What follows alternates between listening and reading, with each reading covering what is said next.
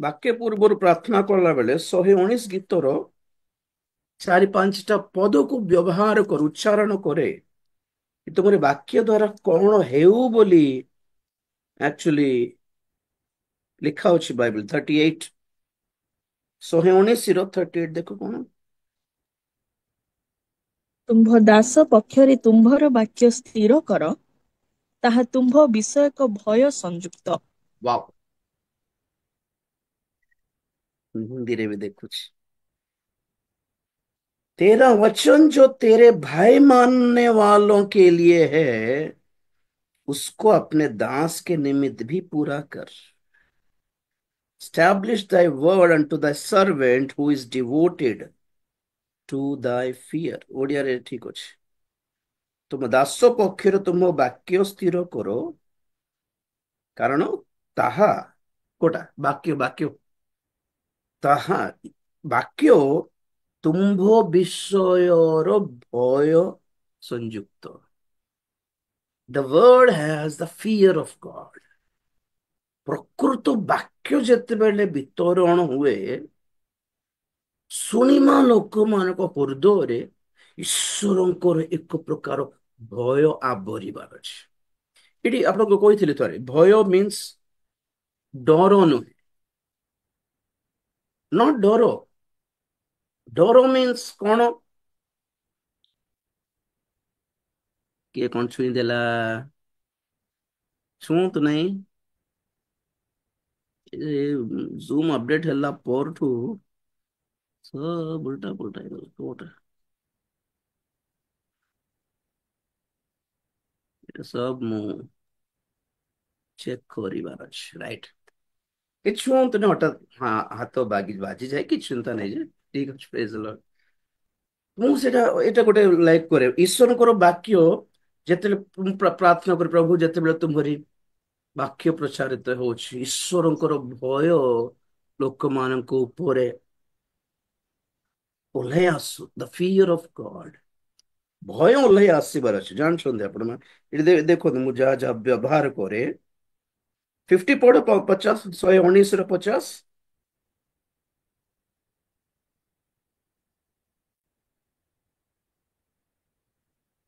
Hello, ଆଲଫା ଅଛି ନା ନାଇଁ? ଠିକ ଅଛି, ମୁଁ ପଢୁଛି। ଅଛି ସାର୍, କଟିଗଲା। ନେଟୱାର୍କ ଟିକେ ଓକେ ହଁ ଓକେ। 119 ର 50। ଦୁଃଖ ସମୟରେ ଏହା ହିଁ ମୋହର ସାନ୍ତ୍ୱନା, କାରଣ ତୁମ୍ଭର ବାକ୍ୟ ମତେ ସଚେତ କରିଅଛି। ପ୍ରେଜ ଦ ଲର୍ଡ। ତେଲୁଗୁରେ ଅଛି, ତୁମ୍ଭରି ବାକ୍ୟ ଦ୍ୱାରା ମତେ ସଚେତନ କର, ତୁମରି ବାକ୍ୟ ଦ୍ୱାରା ମତେ ସାନ୍ତ୍ୱନା ଦିଅ। ତ ବାକ୍ୟ ସାନ୍ତ୍ୱନା ଦିଏ, ବାକ୍ୟ ସଚେତନ କରେ, ବାକ୍ୟ ଈଶ୍ୱରଙ୍କର ଭୟ ସଂଯୁକ୍ତ। ଆଉ ଆଉ 130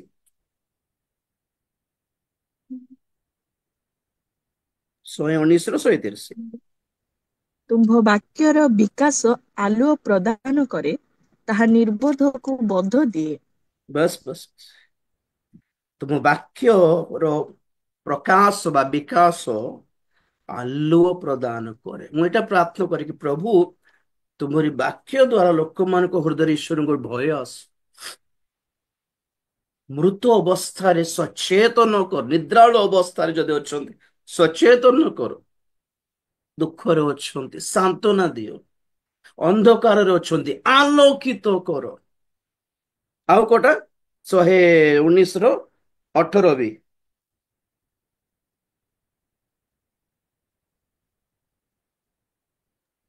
ତୁମ୍ଭେ ମୋହର ଚକ୍ଷୁ ପ୍ରସନ୍ନ କର, ତହିଁରେ ମୁଁ ତୁମ୍ଭ ବ୍ୟବସ୍ଥାରୁ ଆଶ୍ଚର୍ଯ୍ୟ ବିଷୟମାନ ଦେଖିପାରିବି।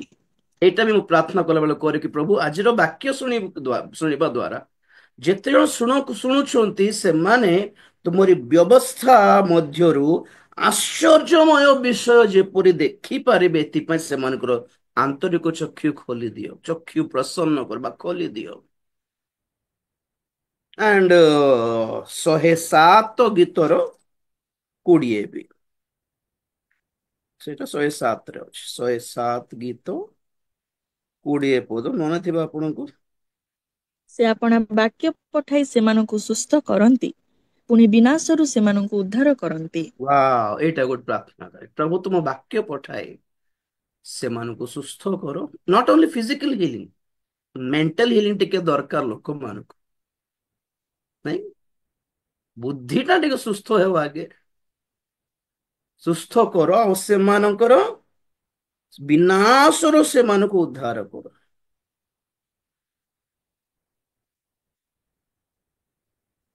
मोर प्रार्थना ही एंड मोर सेवा कार्य भी यही कि जो भी होना है वचन के द्वारा होना है, जहां भी हो वाक्य द्वारा ही हो।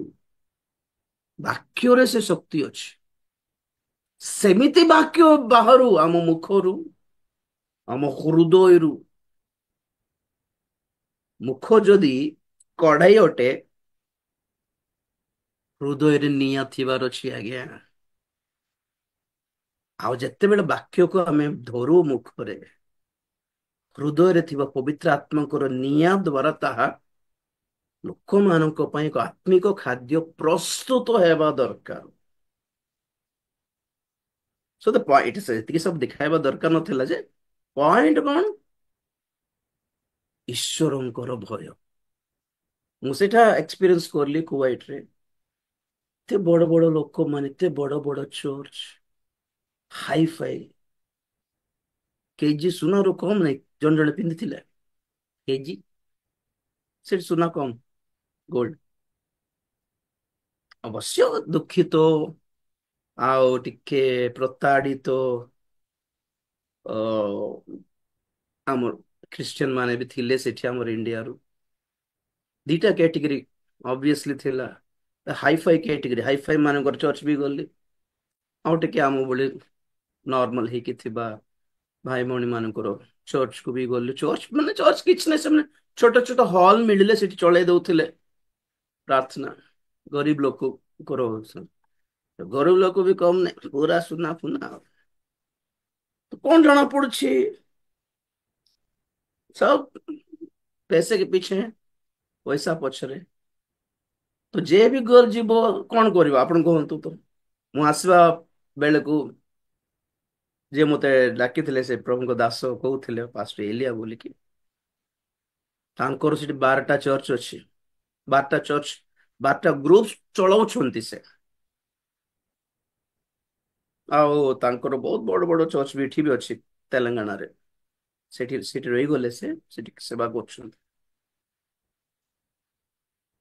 से कहले कुवैत जे भी आसुछि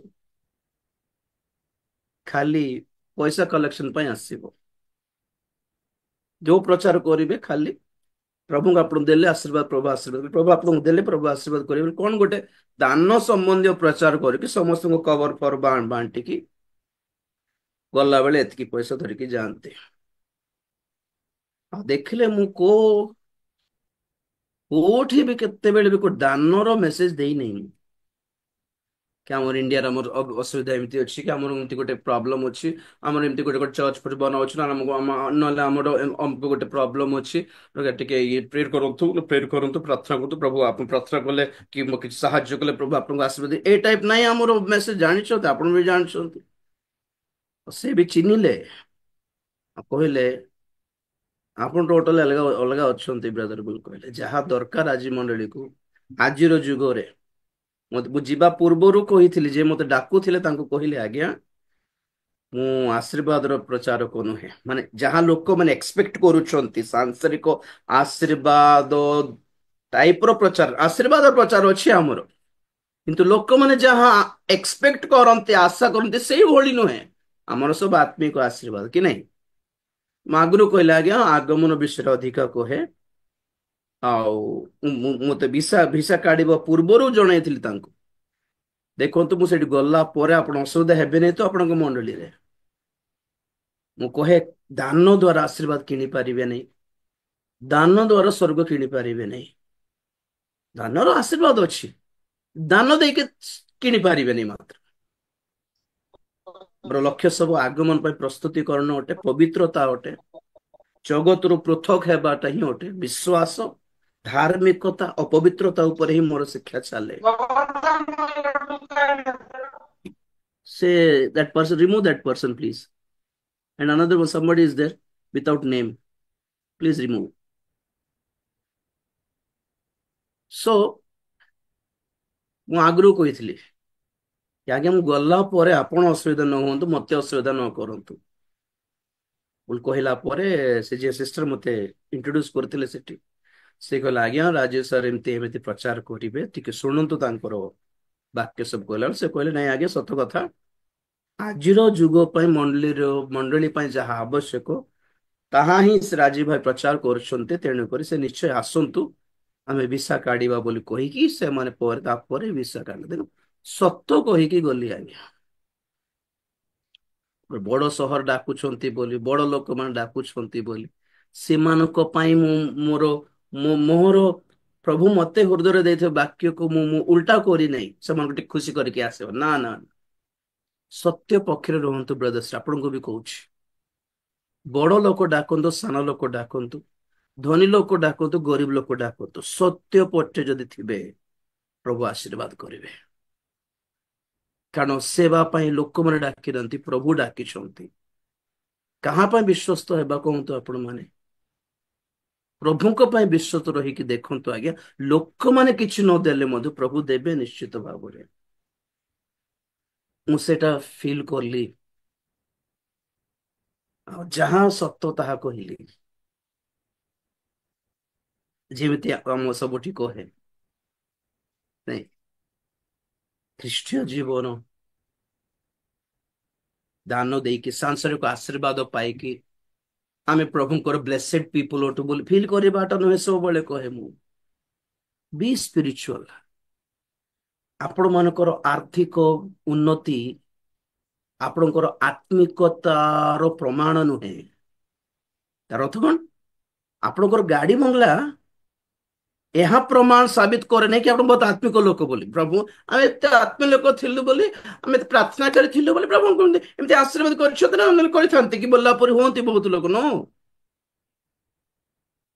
your riches, your wealth, your prosperity is not proof that you are a spiritual person. You may be religious person, but not spiritual. ଯାହା ସତ ଥିଲା ତାହା କହିକି ଆସିଲି, and obviously ବହୁତ ଭଲ ପ୍ରଭାବ ପଡିଲା। and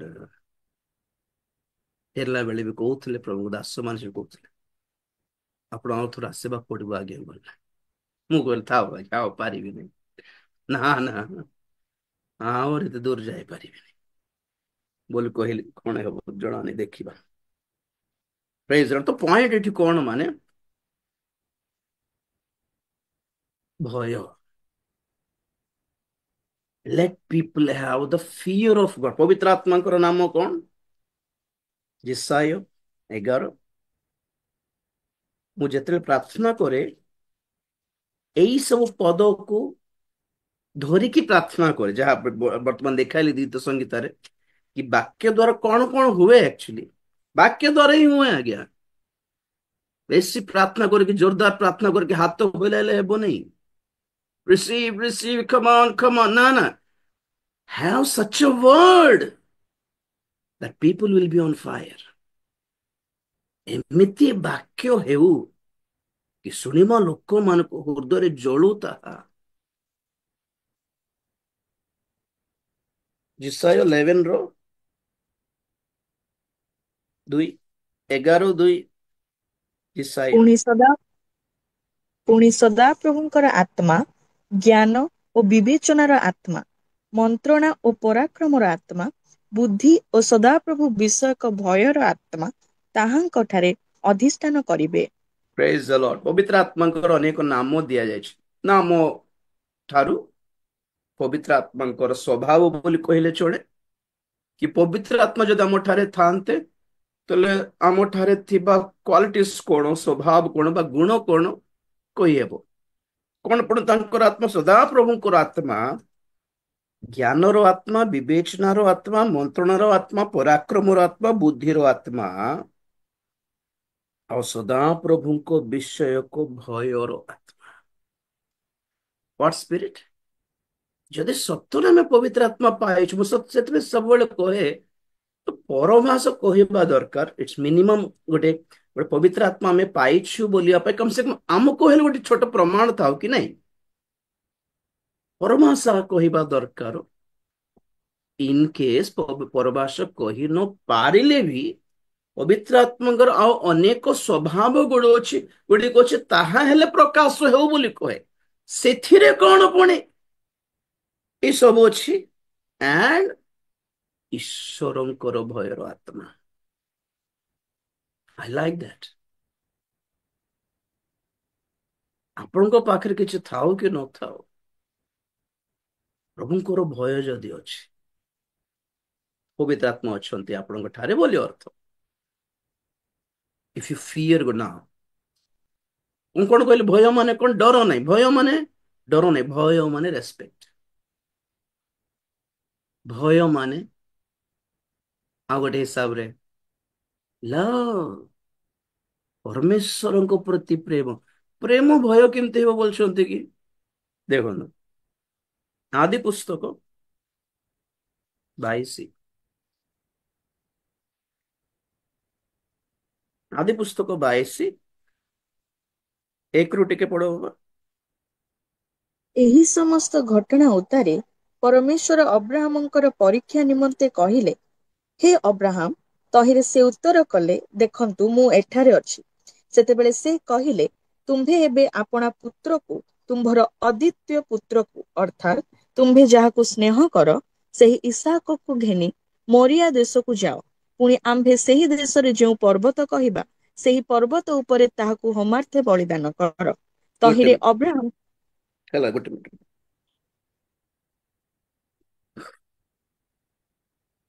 এই ସମସ୍ତ ଘଟଣା ଉତ୍ତାରେ ପରମେଶ୍ୱର ଅବ୍ରାହମକୁ ପରୀକ୍ଷା ନିମନ୍ତେ କହିଲେ। ପରମେଶ୍ୱର ପରୀକ୍ଷା କରନ୍ତି। କଣ ସେଇ ପରୀକ୍ଷା?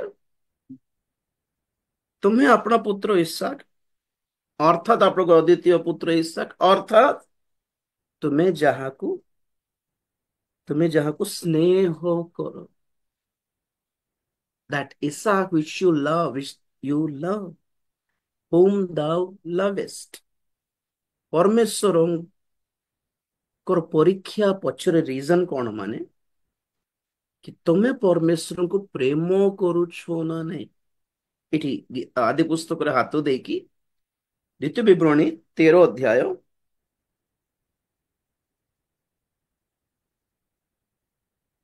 1 ରୁ 3 ପଢ। ଦ୍ୱିତୀୟ ବିବରଣୀ 13 ଅଧ୍ୟାୟ 1 ରୁ 3। ମୋର ଭଏସ ଠିକ ଅଛି ତ? ନା ଆଉ ଟିକେ ଜୋରସେ ହଁ, କହିବି? ଠିକ ଅଛି। ଯେବେ ତୁମ୍ଭ ମଧ୍ୟରେ କୌଣସି ଭବିଷ୍ୟତ ବକ୍ତା ଅବା କୌଣସି ସ୍ୱପ୍ନ ଦର୍ଶକ ଉଠେ, ପୁଣି ସେ କୌଣସି ଚିହ୍ନ କି ଆଶ୍ଚର୍ଯ୍ୟ କର୍ମ ନିରୂପଣ କରେ, ଆଉ ସେହି ଚିହ୍ନ ଓ ଆଶ୍ଚର୍ଯ୍ୟ କର୍ମ ସଫଳ ହେଲେ, ତୁମ୍ଭେ ଯେଉଁମାନଙ୍କୁ ଜାଣିନାହ ଏପରି ଅନ୍ୟ ଦେବତାଗଣ ବିଷୟରେ କହେ, ଆସ ଆମ୍ଭେମାନେ ସେମାନଙ୍କ ପଶ୍ଚାଦଗାମୀ ହେବା ଓ ସେମାନଙ୍କ ସେବା କରିବା, ତେବେ ତୁମ୍ଭେ ସେ ଭବିଷ୍ୟତ ବକ୍ତା ରଖି ସ୍ୱପ୍ନ ଦର୍ଶକର କଥା ଶୁଣିବ ନାହିଁ। କାରଣ ତୁମ୍ଭେମାନେ ସଦାପ୍ରଭୁ ତୁମମାନଙ୍କ ପରମେଶ୍ୱରଙ୍କୁ ଆପଣା ଆପଣାର ସମସ୍ତ ଅନ୍ତଃକରଣ ଓ ସମସ୍ତ ପ୍ରାଣ ସହିତ ପ୍ରେମ କରୁଅଛ କି ନାହିଁ, ଏହା ଜାଣିବା ପାଇଁ ସଦାପ୍ରଭୁ ତୁମ୍ଭମାନଙ୍କ ପରମେଶ୍ୱର ତୁମମାନଙ୍କୁ ପରୀକ୍ଷା କରୁଅଛନ୍ତି। ବାସ୍ ବାସ୍ ବାସ୍, ପ୍ରେଜ ଦ ଲର୍ଡ। ତ ପରୀକ୍ଷା, ପରମେଶ୍ୱରଙ୍କର ପରୀକ୍ଷା ପଛର ଫର୍ଷ୍ଟ ରିଜନ ଆପଣ ଦେଖନ୍ତୁ କଣ? ପୁଣି ପରମେଶ୍ୱର ଥରକୁ ଥର, କେତେବେଳେ କାହାକୁ ଜଣାନି, କିନ୍ତୁ ନିଶ୍ଚିତ ଭାବେ ଥରକୁ ଥର ଆପଣଙ୍କୁ ମତେ ପରୀକ୍ଷା କରିବେ। କୋଟା ପାଇଁ? କି ତୁମେ ଆପଣା ସର୍ବ ଅନ୍ତଃକରଣ ସହିତ ତାହାଙ୍କୁ ପ୍ରେମ କରୁଛ ନା ନାହିଁ। ଯାହା ପାଇବା ପାଇଁ ତୁମେ ଇଚ୍ଛା କରୁଥିଲ, ତାହା ପାଇଲା ପରେ ଗୋଟେ ପରୀକ୍ଷା ଆସେ। ତୁମେ ଯାହା ପାଇଲ ତାହାକୁ ପ୍ରେମ କରୁଛ ନା ତାହା ଦେଇଥିବା ପରମେଶ୍ୱରଙ୍କୁ ପ୍ରେମ କରୁଛ? ଯାହା ପାଇଁ ପ୍ରାର୍ଥନା କଲ ତାହା ପାଇଲା ପରେ ସେ ବିଷୟକୁ ତୁମେ ପ୍ରେମ କରୁଛ ନା ଦେଇଥିବା ପରମେଶ୍ୱରଙ୍କୁ ପ୍ରେମ କରୁଛ? ଯେଉଁ ସମସ୍ୟା ଟଳି ଗଲା ପରେ ଯୋଉଟା ହାଇ ଲାଗୁଛି ଲାଇଫରେ, ଗୋଟେ ସୁଖ ବିଳାସ ଆସିଗଲା ଜୀବନରେ, ତାହାକୁ ପ୍ରେମ କରୁଛ ନା ଏତିକି ସୁଖ ଦେଇଥିବା ପରମେଶ୍ୱରଙ୍କୁ ପ୍ରେମ କରୁଛ? ଅବଭିୟସଲି ପରମେଶ୍ୱରଙ୍କ ପକ୍ଷରେ ତାହା ନ୍ୟାଯ୍ୟ ଅଟେ କି ସେ ପରୀକ୍ଷା କରିବା ଦରକାର। ତ ଅବ୍ରାହମଙ୍କର ଅନେକ ବର୍ଷର ପ୍ରାର୍ଥନା ସଫଳ ହେଲା। ଇସାକ ଜନ୍ମ ହେଲା ପରେ ଆଉ ପରମେଶ୍ୱର ପରୀକ୍ଷା କଲେ। ତ ଏଠି ଅବ୍ରାହମଙ୍କ ପରୀକ୍ଷା ପଛରେ ଥିଲା that thou lovest thy God or not। ତମେ ଇସାକକୁ ପ୍ରେମ କରୁଛ ନା ମତେ ପ୍ରେମ କରୁଛ? ତମେ ଯାହାକୁ ପ୍ରେମ କରୁଛ ସେହି ଇସାକ ମତେ ଦେଇଦିଅ, ହୋମ ବଳି ରୂପେ ଦେଇଦିଅ। ତ ଆଦି ପୁସ୍ତକ ପାଠ ପଳେଇ ଆସ। ଏଠି ପଏଣ୍ଟ କଣ? ତ ପରମେଶ୍ୱର ପରୀକ୍ଷା କଲେ। ପଏଣ୍ଟ କଣ? କୋଉଟା ପାଇଁ ପରୀକ୍ଷା? ପରୀକ୍ଷା ମାନେ ପ୍ରେମ, ମତେ ପ୍ରେମ କରୁଛ ନା ନାଇଁ ସର୍ବାନ୍ତକରଣ ସହିତ, more than your family, more than your children, more than your blessings। हैं? मैं केवल तुझसे प्रेम करूं। ଯେତିକି ସହଜରେ ଗାଉ ସେତିକି ସହଜ ନୁହେଁ actually. Okay, you have to be tested. ବିଶ୍ୱାସର ପରୀକ୍ଷା ଯେମିତି ଥାଏ, ପ୍ରେମର ପରୀକ୍ଷା ବି ଥାଏ। ତ ଯେତେବେଳେ ଅବ୍ରାହମ ଧରି ଗଲେ ଇସାକଙ୍କୁ ମୋରିଆ ପର୍ବତ, ମୋରିଆ ପର୍ବତ ନୁହେଁ, ମୋରିଆ ପର୍ବତ କହିଥାଉ, ତା ମୋରିଆ ଦେଶରେ ସ୍ଥିତ ଏକ ପର୍ବତ। ସେଠି ଯାଇକି ଗଲା ପରେ ସେ କାଠ ସଜାଡିକି ଇସାକକୁ ସେଠି ଶୁଆଇକି, ହାତ ଗୋଡ ବାନ୍ଧିକି ଶୁଆଇ ଦେଇକି, ତଳେ ନିଆଁ ବି ଜଳାଇକି, ଯେତେବେଳେ ସେ ଛୁରୀ ଉଠାଇଲେ, ସେତେବେଳେ ଯୋଉଟେ ଦୂତ ଆସି କଣ କହିଲେ ଦେଖନ୍ତୁ, 22:12, ବାଇଶ କହିଲେ, 22:10 ରୁ। ଅନନ୍ତର ଅବ୍ରାହମ ହସ୍ତ ବିସ୍ତାରି ପୁତ୍ରକୁ ବଧ କରିବା ନିମନ୍ତେ ଛୁରିକା ଧରିଲେ। ଏପରି ସମୟରେ ଆକାଶରୁ ସଦାପ୍ରଭୁଙ୍କ ଦୂତ ତାଙ୍କୁ ଡାକି କହିଲେ, ହେ ଅବ୍ରାହମ, ହେ ଅବ୍ରାହମ। ତହିଁରେ ସେ କହିଲେ, ଦେଖନ୍ତୁ ମୁଁ ଏଠାରେ। ତହିଁରେ ସେ କହିଲେ, ତୁମ୍ଭେ ସେହି ବାଳକର ପ୍ରତିକୂଳରେ ହସ୍ତ ବିସ୍ତାର କର ନାହିଁ ଓ ତାହା ପ୍ରତି କିଛି କର ନାହିଁ, କାରଣ ପରମେଶ୍ୱରଙ୍କ ପ୍ରତି ତୁମ୍ଭର ଭୟ ଅଛି। ଏହା ଏବେ ଆମ୍ଭେ ବୁଝିଲୁ, ଯେହେତୁ ତୁମ୍ଭେ ଆମ୍ଭକୁ ଆପଣାର ପୁତ୍ର, ଆପଣାର ଏକମାତ୍ର ପୁତ୍ର ଦେବାକୁ ହିଁ ଅସମତ ନହିଲ। ବାସ୍ ବାସ୍ ବାସ୍, ଦେଖନ୍ତୁ କଣ ପରୀକ୍ଷା ଥିଲା ପ୍ରେମର। ରିଜଲ୍ଟ କଣ ବାହାରିଲା? ଦୂତ ଆସି କହୁଛନ୍ତି, ଅବ୍ରାହମ ଅବ୍ରାହମ, ସେ ଛୁଆକୁ ମାରିଦେବ ନା କଣ ସତରେ? କଣ ଭାଇ, ତମେ ବି ଗୋଟେ ବିଚିତ୍ର ଲୋକ, ମାରିଦେବ କି ଛୁଆକୁ? କହିଲେ ନା, ଏଥି ଦ୍ଵାରା ତୁମେ ସେହି ବାଳକର ପ୍ରତିକୂଳରେ ହସ୍ତ ବିସ୍ତାର କର ନାହିଁ ଓ ତାହା ପ୍ରତି କିଛି କର ନାହିଁ, କାରଣ ପରମେଶ୍ୱରଙ୍କ ପ୍ରତି ତୁମର ଭୟ ଅଛି। ଏହା ଏବେ ଆମ୍ଭେ ବୁଝିଲୁ। ଏବେ ଆମ୍ଭେ ବୁଝିଲୁ। କଣ ବୁଝିଲୁ? भय। व्हाट? क्या था उस भय में? परमेश्वर के लिए प्यार था। Love and fear. If you fear God you will love God, if you love God you fear God. एथि प्रेम भୟରେ ଡର ନାହିଁ। ବହୁତ ଥର କହିଥିଲେ ଆପଣ ମାନଙ୍କୁ, ପିଲାମାନେ ଜୋକ୍ସ କରୁଥିବେ, ବାପା ଯଦି ଆସିଛନ୍ତି ବୋଲି ଆମେ ନର୍ମାଲ ହେଇଯାଉ, ଜୋକ୍ସ ଫୋକ୍ସ କରୁନାହାନ୍ତି।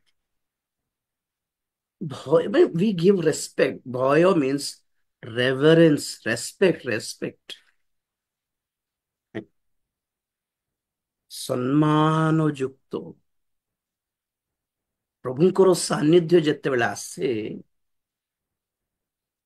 ଗୋଟେ ପ୍ରକାର ସ୍କୁଲରେ ପିଲାମାନଙ୍କର କ୍ଲାସ ରୁମରେ ସାର୍ ଥିଲେ ଅଲଗା ମାହୋଲ ଥାଏ, ସେ ପଟୁ ଯେ ପ୍ରିନ୍ସିପାଲ ସାର୍ ଯାଉଛନ୍ତି ମାନେ ମାହୋଲ ଅଲଗା ହେଇଯାଏ।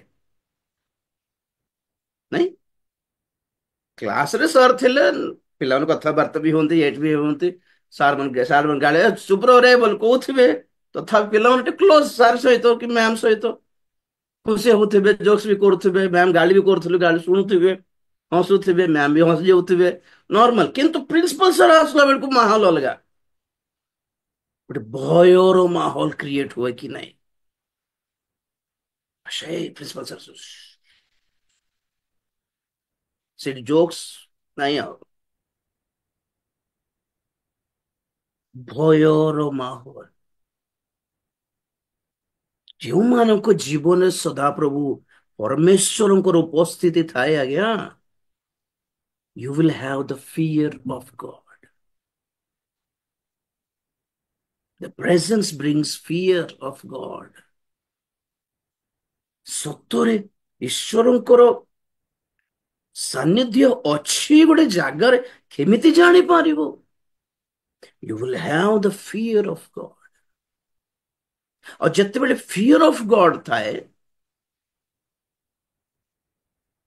ପ୍ରଭୁ ମାରିବେ ନହେଲେ ଦଣ୍ଡ ଦେଇଦେବେ, ନରକରେ ପକେଇଦେବେ ବୋଲିବା ଡର ନୁହେଁ।